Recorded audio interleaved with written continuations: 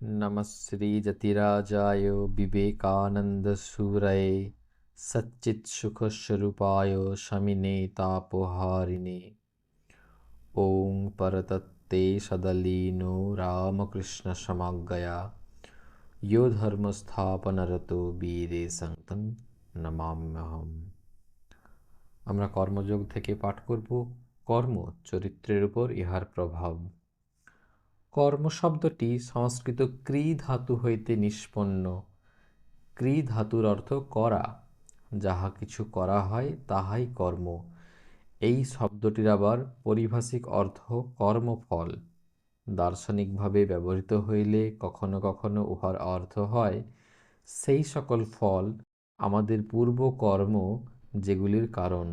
কিন্তু কর্মযোগে আমাদের কর্ম শব্দটি কেবল কাজ অর্থেই ব্যবহার করিতে হইবে। মানবজাতির চরম লক্ষ্য জ্ঞান লাভ। প্রাচ্য দর্শন আমাদের নিকটে এই একমাত্র লক্ষ্যের কথাই বলিয়াছেন। মানুষের চরম লক্ষ্য সুখ নয়, জ্ঞান। সুখ ও আনন্দ তো শেষ হইয়া যায়, সুখই চরম লক্ষ্য এরূপ মনে করা ভ্রম। জগতে আমরা যত দুঃখ দেখিতে পাই তাহার কারণ মানুষ অজ্ঞের মতো মনে করে সুখই আমাদের চরম লক্ষ্য। কালে মানুষ বুঝিতে পারে সুখের দিকে নয়, জ্ঞানের দিকেই সে ক্রমাগত চলিয়াছে। দুঃখ ও সুখ উভয়েই তাহার মহান শিক্ষক। সে শুভ এবং অশুভ হইতে সমভাবে শিক্ষা পায়। সুখ দুঃখ যেমন আমাদের মনের উপর দিয়া চলিয়া যায়, অমনি তাহারা উহার উপর নানাবিধ চিত্র রাখিয়া যায়। আর এই চিত্র সমষ্টি বা সংস্কার সমষ্টির ফলকেই আমরা মানুষের চরিত্র বলি। কোন ব্যক্তির চরিত্র লইয়া আলোচনা করিয়া দেখো, বুঝিবে উহা প্রকৃতপক্ষে তাহার মনের প্রবৃত্তি, মনের প্রবণতা সমূহের সমষ্টি মাত্র। দেখিবে সুখ দুঃখ দুই সমভাবে তাহার চরিত্র গঠনের উপাদান। চরিত্রকে এক বিশেষ ছাঁচে ঢালিবার পক্ষে ভালো মন্দ উভয়েরই সমান অংশ আছে। কোনো কোনো স্থলে সুখ অপেক্ষা বরং দুঃখ অধিকতর শিক্ষা দেয়। জগতের মহাপুরুষদের চরিত্র আলোচনা করিলে দেখা যায় অধিকাংশ ক্ষেত্রে সুখ অপেক্ষা দুঃখ তাহাদিগকে অধিক শিক্ষা দিয়াছে। ধনৈশ্বর্য অপেক্ষা দারিদ্র্য অধিক শিক্ষা দিয়াছে। প্রশংসা অপেক্ষা নিন্দারূপ আঘাতই তাহাদের অন্তরের অগ্নি প্রজ্বলিত করিতে অধিক পরিমাণে সাহায্য করিয়াছে। এই জ্ঞান আবার মানুষের অন্তর্নিহিত, কোনো জ্ঞানই বাহির হইতে আসে না, সবই ভিতরে। আমরা যে বলি মানুষ জানে ঠিক, মনোবিজ্ঞানের ভাষায় বলিতে গেলে বলিতে হইবে মানুষ আবিষ্কার করে বা আবরণ উন্মোচন করে। মানুষ যাহা শিক্ষা করে প্রকৃতপক্ষে সে উহা আবিষ্কার করে। ডিসকভার শব্দটির অর্থ অনন্ত জ্ঞানের খনিস্বরূপ, নিজ আত্মা হইতে আবরণ সরাইয়া লওয়া। আমরা বলি নিউটন মাধ্যাকর্ষণ আবিষ্কার করিয়াছিলেন, উহা কি এক কোণে বসিয়া তাহার জন্য অপেক্ষা করিতেছিল? না, উহা তাহার নিজ মনেই অবস্থিত ছিল। সময় আসিল, অমনি তিনি উহা দেখিতে পাইলেন। মানুষ যত প্রকার জ্ঞান লাভ করিয়াছে সবই মন হইতে। জগতের অনন্ত পুস্তকাগার তোমারই মনে। বহির্জগৎ কেবল তোমার নিজ মনকে অধ্যয়ন করিবার উত্তেজক কারণ উপলক্ষ মাত্র। তোমার নিজ মনই সর্বদা তোমার অধ্যয়নের বিষয়। আপেলের পতন নিউটনের পক্ষে উদ্দীপক, কারণ স্বরূপ হইল তখন তিনি নিজের মন অধ্যয়ন করিতে লাগিলেন। তিনি তাহার মনের ভিতর পূর্ব হইতে অবস্থিত ভাব পরম্পরা আর একভাবে সাজাইয়া উহাদের ভিতর একটি নূতন শৃঙ্খলা আবিষ্কার করিলেন। উহাকেই আমরা মাধ্যাকর্ষণের নিয়ম বলি। উহা আপেলে বা পৃথিবীর কেন্দ্রে অবস্থিত কোনো পদার্থে ছিল না। অতএব লৌকিক বা পারমার্থিক সমুদয় জ্ঞানই মানুষের মনে। অনেক স্থলেই উহারা আবিষ্কৃত বা অনাবৃত হয় না, বরং আবৃত থাকে। যখন এই আবরণ ধীরে ধীরে সরাইয়া লওয়া হয় তখন আমরা বলি আমরা শিক্ষা করিতেছি, এবং এই আবরণ অপসারণের কাজ যতই অগ্রসর হয় জ্ঞানও ততই অগ্রসর হইতে থাকে। এই আবরণ যাহার ক্রমশ উঠাইয়া যাইতেছে তিনি অপেক্ষাকৃত জ্ঞানী। যাহার আবরণ খুব বেশি সে অজ্ঞান, আর যাহার ভিতর হইতে অজ্ঞান একেবারে চলিয়া গিয়াছে তিনিই সর্বজ্ঞ। পূর্বে অনেক সর্বজ্ঞ পুরুষ ছিলেন, আমার বিশ্বাস একালেও অনেক হইবেন, আর আগামী কল্পসমূহে অসংখ্য সর্বজ্ঞ পুরুষ জন্মাইবেন। চকমকি পাথরে যেমন অগ্নি নিহিত থাকে, মনের মধ্যেই সেইরূপ জ্ঞান রহিয়াছে। উদ্দীপক কারণটি যেন ঘর্ষণ জ্ঞানাগ্নিকে প্রকাশ করিয়া দেয়। আমাদের সকল ভাব ও কার্য সম্বন্ধে ও সেইরূপ। যদি আমরা ধীরভাবে নিজেদের অন্তঃকরণ অধ্যয়ন করি, তবে দেখিব আমাদের হাসি, কান্না, সুখ, দুঃখ, আশীর্বাদ, অভিসম্পাত, নিন্দা, সুখ্যাতি সবই আমাদের মনের উপর বহির্জগতের বিভিন্ন আঘাতের দ্বারা আমাদের ভিতর হইতেই উৎপন্ন। উহাদের ফলেই আমাদের বর্তমান চরিত্র গঠিত। এই আঘাত সমষ্টিকেই বলে কর্ম। আত্মার অভ্যন্তরস্থ অগ্নিকে বাহির করিবার জন্য, উহার নিজ শক্তি ও জ্ঞান প্রকাশের জন্য যে কোনো মানসিক বা দৈহিক আঘাত প্রদত্ত হয়, তাহাই কর্ম। কর্ম অবশ্য এখানে উহার ব্যাপকতম অর্থে ব্যবহৃত। অতএব আমরা সর্বদাই কর্ম করিতেছি। আমি কথা বলিতেছি, ইহা কর্ম। তোমরা শুনিতেছ, তাহাও কর্ম। আমরা শ্বাস প্রশ্বাস ফেলিতেছি, ইহা কর্ম। বেড়াইতেছি, কর্ম। কথা কহিতেছি, কর্ম। শারীরিক বা মানসিক যাহা কিছু আমরা করি, সমস্ত কিছুই কর্ম। কর্ম আমাদের উপর ছাপ রাখিয়া যাইতেছে। কতকগুলি কার্য আছে, সেগুলি যেন অনেক ক্ষুদ্র ক্ষুদ্র কর্মের সমষ্টি। যদি আমরা সমুদ্র তটে দণ্ডায়মান হইয়া শৈলখণ্ডের উপর তরঙ্গভঙ্গের ধ্বনি শুনিতে থাকি, তখন উহাকে কি ভয়ানক শব্দ বলিয়া বোধ হয়। কিন্তু তবু আমরা জানি, একটি তরঙ্গ প্রকৃতপক্ষে লক্ষ লক্ষ অতি ক্ষুদ্র তরঙ্গের সমষ্টি। উহাদের প্রত্যেকটি হইতেই শব্দ হইতেছে, কিন্তু তাহা আমরা শুনিতে পাই না। যখন উহারা একত্র হইয়া প্রবল হয়, তখন আমরা শুনিতে পাই। এইরূপে হৃদয়ের প্রত্যেক কম্পনেই কার্য হইতেছে। কতকগুলি কার্য আমরা বুঝিতে পারি, তাহার আমাদের ইন্দ্রিয়গ্রাহ্য হইয়া ধরা দেয়। তাহারা কিন্তু কতকগুলি ক্ষুদ্র ক্ষুদ্র কর্মের সমষ্টি। যদি তুমি কোনো ব্যক্তির চরিত্র যথার্থ বিচার করিতে চাও, তবে তাহার বড় বড় কার্যের দিকেই দৃষ্টি দিও না। অবস্থা বিশেষে নিতান্ত নির্বোধ বীরের মতো কার্য করিতে পারে। যখন কেহ অতি ছোট ছোট সাধারণ কার্য করিতেছে, তখন দেখো সে কিভাবে করিতেছে। এইভাবেই মহৎ লোকের প্রকৃত চরিত্র জানিতে পারিবে। বড় বড় ঘটনা উপলক্ষে অতি সামান্য লোকও মহত্বে উন্নীত হয়, কিন্তু যাহার চরিত্র সর্বদা মহৎ, প্রকৃতপক্ষে তিনিই মহৎ। সর্বত্র সর্বাবস্থায় তিনি একই প্রকার। মানুষকে যত প্রকার শক্তি লইয়া নাড়াচাড়া করিতে হয়, তন্মধ্যে যে কর্মের দ্বারা তাহার চরিত্র গঠিত হয়, তাহাই সর্বাপেক্ষা প্রবল শক্তি। মানুষ যেন একটি কেন্দ্র, জগতের সমুদয় শক্তি সে নিজের দিকে আকর্ষণ করিয়া লইতেছে। ওই কেন্দ্রেই উহাদিগকে দ্রবীভূত করিয়া একাকার করিতেছে, তাহার পর একটি বৃহৎ তরঙ্গাকারে বাহিরে প্রেরণ করিতেছে।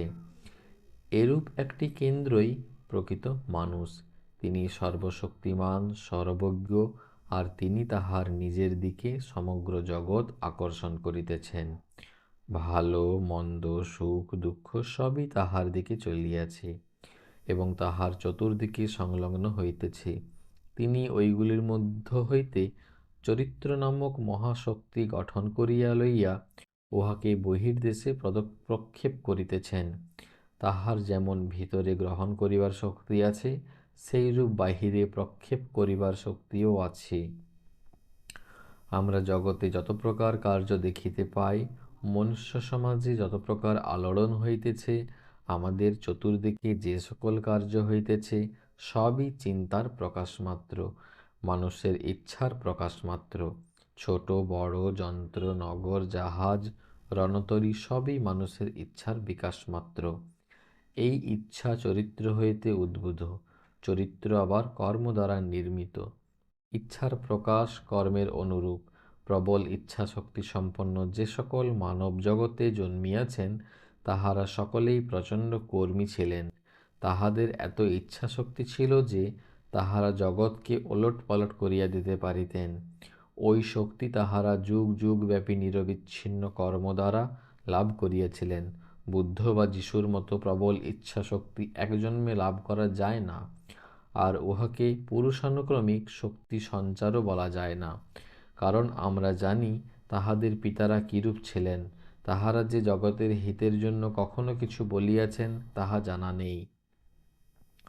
যোসেফের ন্যায় লক্ষ লক্ষ সূত্রধর জীবনলীলা সংবরণ করিয়াছে, লক্ষ লক্ষ এখনও জীবিত আছে। বুদ্ধের পিতার ন্যায় লক্ষ লক্ষ ক্ষুদ্র রাজা জগতে ছিলেন। যদি ইহা কেবল পুরুষানুক্রমিক শক্তি সঞ্চারের উদাহরণ হয়, তবে এই ক্ষুদ্র সামান্য রাজা, যাহাকে হয়তো তাহার ভৃত্যেরা পর্যন্ত মানিত না, তিনি কি রূপে এমন এক সন্তানের জনক হইলেন, যাহাকে জগতের অনেক লোক উপাসনা করিতেছে? সূত্রধর ও তাহার সন্তান, যাহাকে লক্ষ লক্ষ লোক ঈশ্বর বলিয়া উপাসনা করিতেছে, এ দুইয়ের মধ্যে যে প্রভেদ, তাহাই বা কিরূপে ব্যাখ্যা করিবে? বংশানুক্রমিক মতবাদ দ্বারা উহার ব্যাখ্যা হয় না। বুদ্ধ ও যীশু জগতে যে মহাশক্তি সঞ্চার করিয়াছিলেন, তাহা কোথা হইতে আসিল? এই শক্তি সমষ্টি কোথা হইতে আসিল? অবশ্য উহা যুগ যুগান্তর হইতে ওই স্থানেই ছিল এবং ক্রমশ প্রবল হইতে প্রবলতর হইতেছিল। অবশেষে উহা বুদ্ধ বা যীশু নামে প্রবল শক্তির আকারে সমাজে আবির্ভূত হইল। এখনও ওই শক্তি তরঙ্গ প্রবাহিত হইয়া চলিয়াছে। এই সবই কর্ম দ্বারা নিয়ন্ত্রিত। উপার্জন না করিলে কেহ কিছু পাইতে পারে না, ইহাই সনাতন নিয়ম। আমরা কখনো কখনো মনে করিতে পারি ব্যাপারটা ঠিক এরূপ নয়, কিন্তু শেষ পর্যন্ত আমাদিগকে পূর্বোক্ত নিয়মে দৃঢ় বিশ্বাসী হইতে হয়। কোনো ব্যক্তি সারা জীবন ধনী হইবার চেষ্টা করিতে পারে, এই জন্য সহস্র সহস্র ব্যক্তিকে ঠকাইতে পারে, কিন্তু অবশেষে বুঝিতে পারে সে ধনী হওয়ার যোগ্য নয়। তখন তাহার নিকট জীবন কষ্টকর ও জঘন্য বলিয়া বোধ হয়। আমরা আমাদের শারীরিক ভোগের জন্য অনেক কিছু সংগ্রহ করিতে পারি, কিন্তু আমরা নিজ কর্মের দ্বারা যাহা উপার্জন করি, তাহাই আমাদের প্রকৃত অধিকার। একজন নির্বোধ জগতের সকল পুস্তক ক্রয় করিতে পারে, কিন্তু সেগুলি তাহার পুস্তকাগারে পড়িয়া থাকিবে মাত্র। সে যেগুলি পড়িবার উপযুক্ত, শুধু সেগুলিই পড়িতে পারিবে, এবং এই যোগ্যতা কর্ম হইতে উৎপন্ন। আমরা কিসের অধিকারী বা আমরা কি আয়ত্ত করিতে পারি, আমাদের কর্মই তাহা নিরূপণ করে। আমাদের বর্তমান অবস্থার জন্য আমরাই দায়ী, এবং আমরা যাহা হইতে ইচ্ছা করি তাহা হইবার শক্তিও আমাদের আছে। আমাদের বর্তমান অবস্থা যদি আমাদের পূর্বকর্মের দ্বারা নিয়ন্ত্রিত হয়, তবে ইহাই নিশ্চিত সিদ্ধান্ত হইবে যে ভবিষ্যতে আমরা যাহা হইতে ইচ্ছা করি, আমাদের বর্তমান কর্ম দ্বারা তাহা হইতে পারি। অতএব আমাদের জানা উচিত কিরূপে কর্ম করিতে হইবে। তোমরা বলিবে, কর্ম কি করিতে হয়, তাহা আবার শিখিবার প্রয়োজন কি? সকলেই তো কোনো না কোনোভাবে এই জগতে কাজ করিতেছে। কিন্তু শক্তির অনর্থক হয় বলিয়া একটি কথা আছে।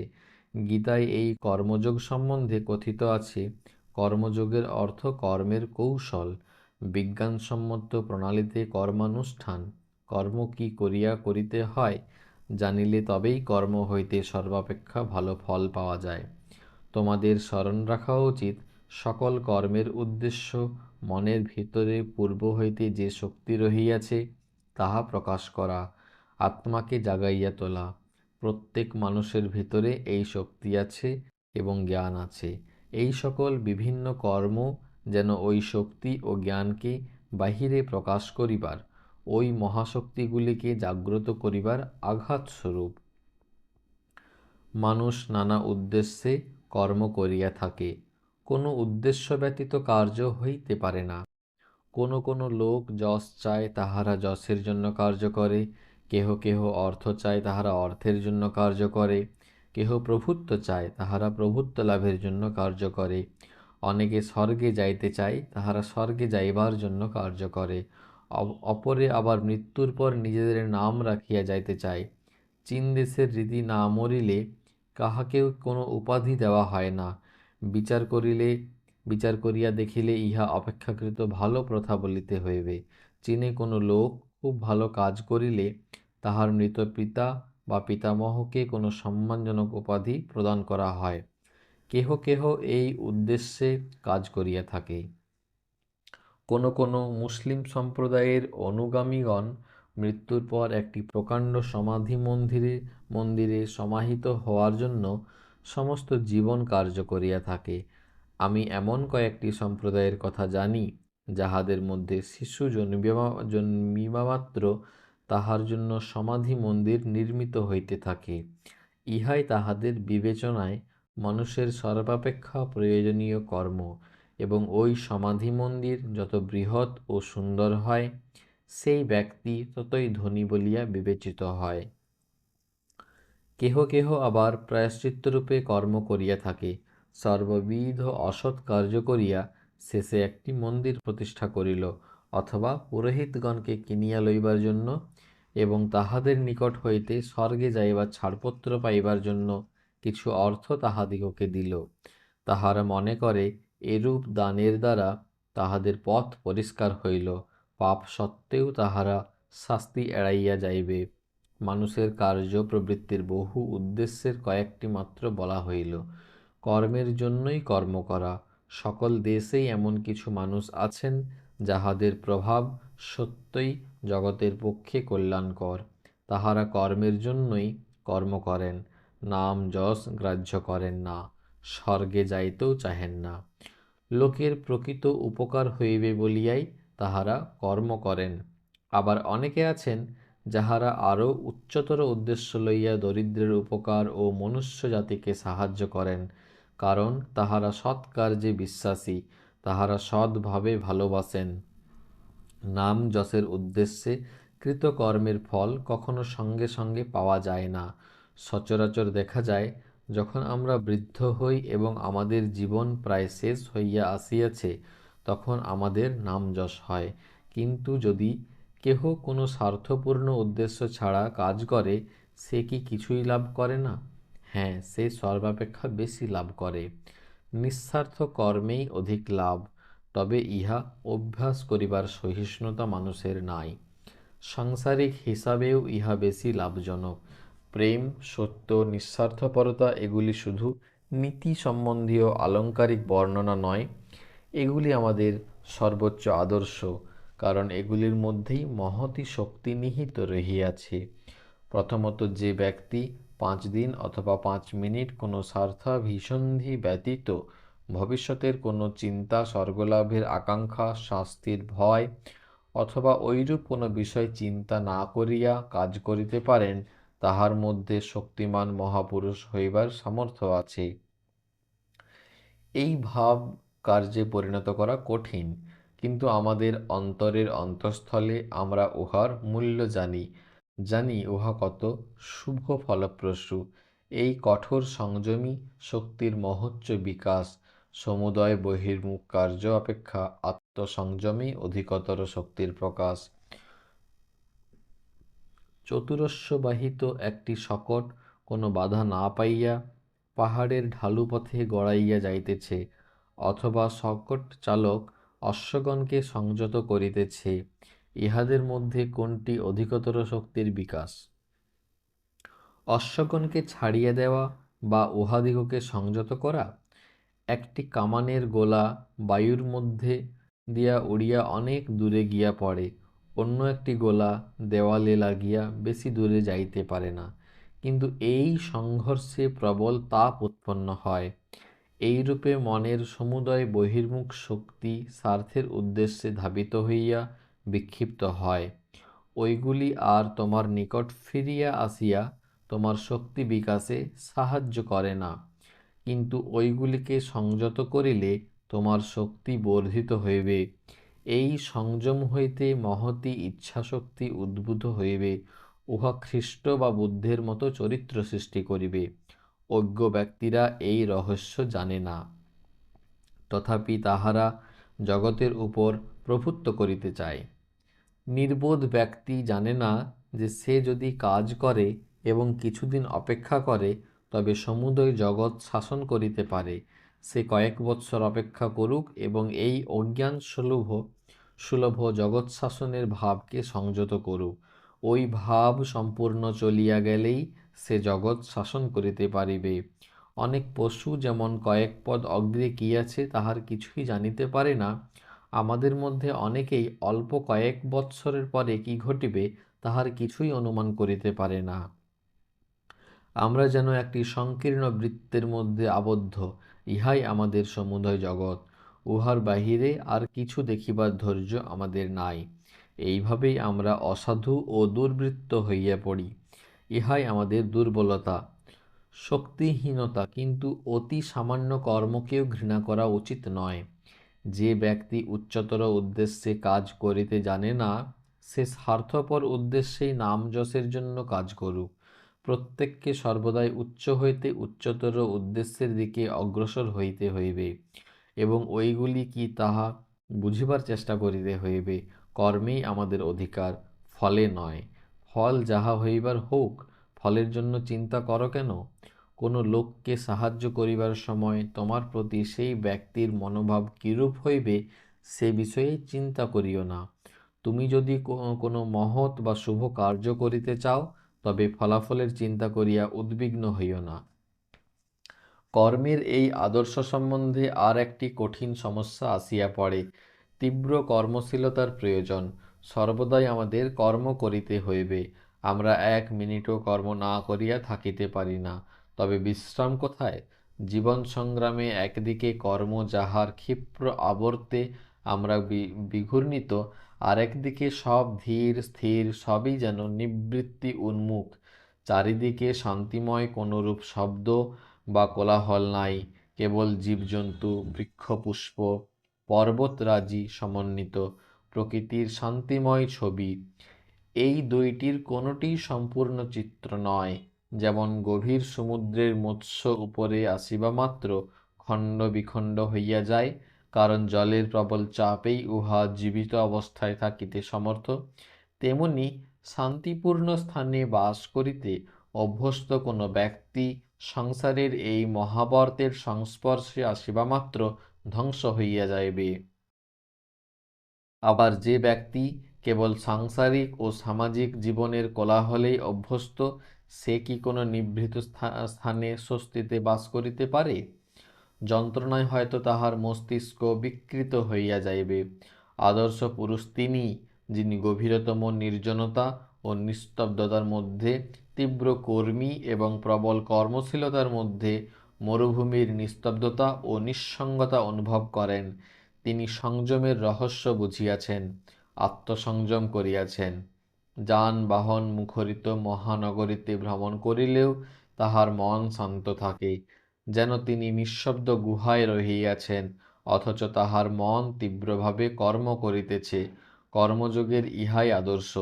যদি এই অবস্থা লাভ করিতে পারো, তবেই কর্মের প্রকৃত রহস্য অবগত হইলে।